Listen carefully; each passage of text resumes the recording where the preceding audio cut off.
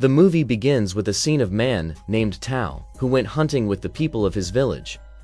After a little investigation, he ordered all his companions to be ready for the hunt, and this time their prey was a herd of wild buffaloes, which were present at a short distance from them.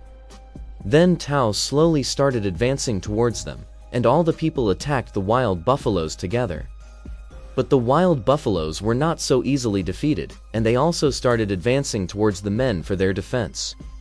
However, at that moment, all the men threw their spears towards them together, which scared the wild buffaloes, and they started running in the opposite direction, where there was a deep pit present, and in no time, all the wild buffaloes started jumping into it one by one. Everything was going according to the plan until a wild buffalo fell into the pit.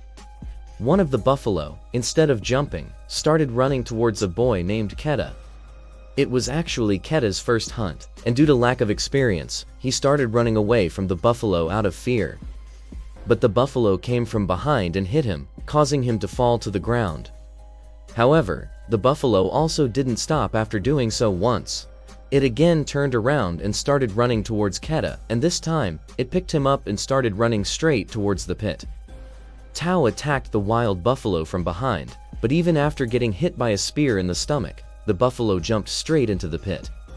Tao and his companions immediately ran towards the pit to save Keda, but when they reached there, they saw that Keda was hanging onto a rock. However, he couldn't hold on to the rock for long, and due to slipping of their hands, he fell down. But fortunately, Keda didn't fall straight into the pit. Instead, he landed on a big rock and became unconscious there. In reality, Keda was the son of the Tao, and that's why he went down to save him. However, his companions stopped him from doing so for a while. Later that night, the Tao still believed that maybe his son could be saved, so he continued to call out to Keda. However, due to being the chief of the village, he couldn't stay there for too long because they had to reach the village with food before the snow fell. Therefore, the next morning, Tao made the decision to leave after performing a final prayer for Keda and headed down. Keda, who was lying below, had still not regained consciousness, but shortly after, a hawk spotted Keda. Upon seeing such good food in front of it, it immediately approached Keda. However, as soon as it approached Keda for food, he regained consciousness and immediately grabbed the hawk in one go and got rid of it. Seeing himself on that cliff, Keda became very nervous and started shouting for help, but soon realized there was no one there to assist him. He also feared that he might not survive so easily, so he decided to hang on and climb down. In the attempt, his foot slipped, but he managed to grab the cliff again in time. However, there was no support below, and he couldn't hang on with just his hands for long. Therefore, he risked his life by clinging to the cliff with all his might. After a while, there was heavy rain, and the gathered water below turned into a river. Keda believed that his last chance to save his life was to jump into the river without thinking. When he woke up the next morning, he found himself in a deserted place. Then his attention went to his foot, which he couldn't move. Upon removing his shoes, he saw that his foot was swollen due to the shattering of the bone. Immediately, he supported his foot with the help of 2 stones and then, first of all, brought back his dislocated bone to its place with the help of 2 stones. After that, he put wood on his shoe and used his foot for support to walk. Keda wanted to go to his companions, so he decided to go to the top of the mountain. When he reached there, he saw those stones that the Tao used for its worship. Seeing them, Keda was shattered inside, but then he heard some noise. When he looked closely, he saw a pack of wolves. As soon as Keda saw them, he started running at full speed, but he couldn't run faster than the wolves. The wolves soon got very close to him, so to escape them, he decided to climb a dry tree. In the meantime, a wolf grabbed his leg, but Keda immediately took out his knife and attacked the wolf. After that, the wolf fell to the ground, but there were still others waiting below the tree. That's why Keda decided to stay on that tree until they left. He had to spend the whole night on that tree, and the next morning when he woke up, he saw that the wolves had left, leaving behind their injured companion. First, Keda tied his knife to a stick to make a weapon for himself. Then he went to the injured wolf to kill it, but seeing it in such a wounded state melted Keda's heart, and he decided to spare the wolf's life. After that, for his own safety, he first tied the wolf's mouth with a rope and then carried it on his shoulders towards a cave. There, they spent the night somehow. The next morning, while Keda was tending to his wound by breaking some herbs, the wolf suddenly untied the rope from its mouth. Despite seeing this, Keda remained calm and tried to give water to the wolf, who was trying to scare him with its teeth, but Keda still tried to offer water calmly. Seeing Keda's behavior, the wolf also calmed down, and after that, it drank the water given by Keda. Seeing this, Keda was quite happy, and after a while, he removed the stuck insects from the wolf's wound and gave them to the wolf to eat. He knew that he needed to hunt to survive, and to fulfill this need, the next day he hunted a rabbit. When he was trying to light a fire to cook it, the wolf approached him to snatch the rabbit, but Keda knew that he would have to show himself stronger to control the wolf, so he immediately scared the wolf away and started biting the rabbit on the ground to show his strength.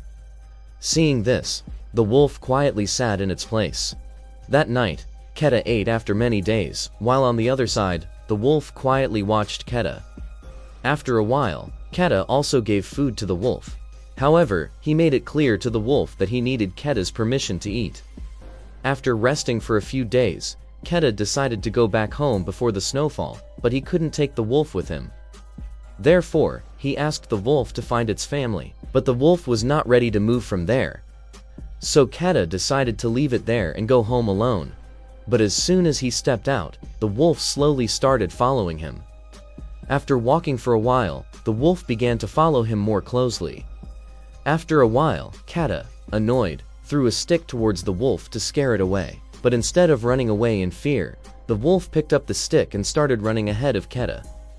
Before the wolf could understand anything, he saw something standing nearby in the thick of wild boars.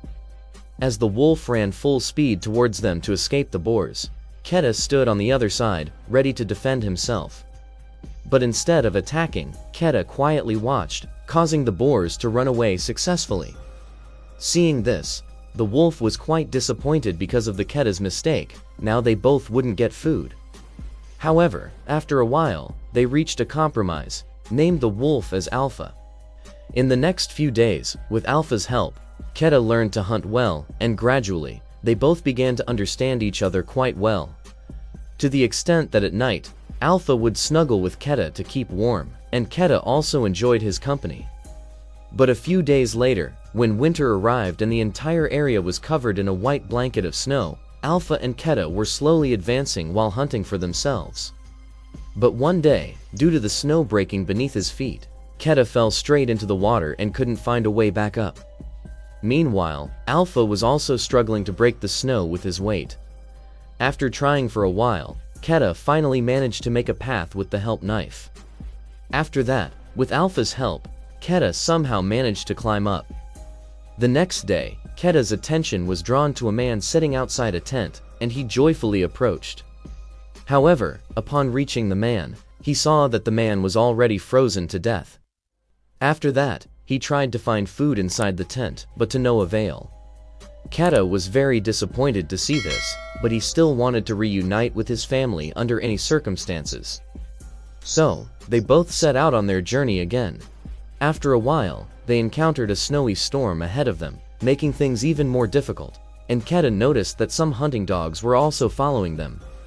Using his wits, Keda started running towards a cave with Alpha. Despite the storm approaching from the front and the dogs coming from behind, they managed to reach the cave in time. Inside the cave, Keda and Alpha were ready to welcome the dogs. After waiting for a while, they understood that the dogs must have been trapped in the storm. Keda thought the danger had passed, but Alpha was still ready to attack towards the wall. And just a few seconds later, a black bear appeared in front of them, attacking Keda upon sight. But to save Keda, Alpha confronted the bear.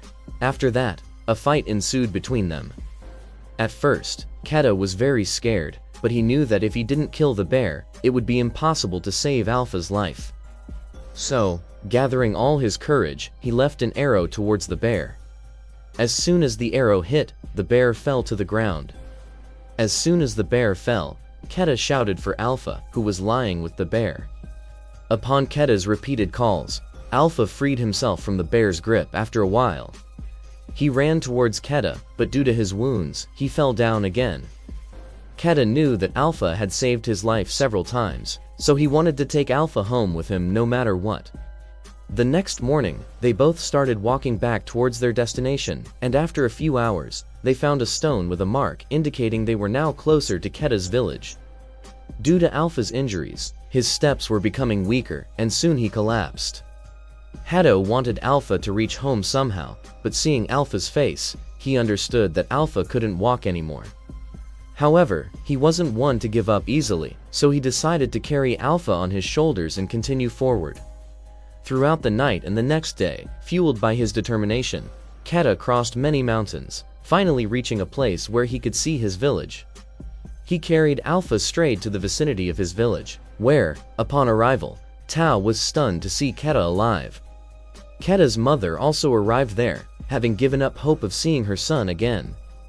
Keda was overjoyed to see his parents, but then he immediately asked his father to save Alpha at any cost. Hearing this, he fainted, and when he woke up, he realized that Alpha had given birth to many cubs, meaning Alpha was actually a female wolf who had been pregnant throughout their journey. Despite this revelation, Alpha had stayed with Keda throughout the journey, and upon learning this, Keda's love and affection for Alpha grew even stronger. With this movie concludes. And with that, friends, this story comes to an end. Tell us in the comments how you liked the explanation. And don't forget to like the video and subscribe to the channel.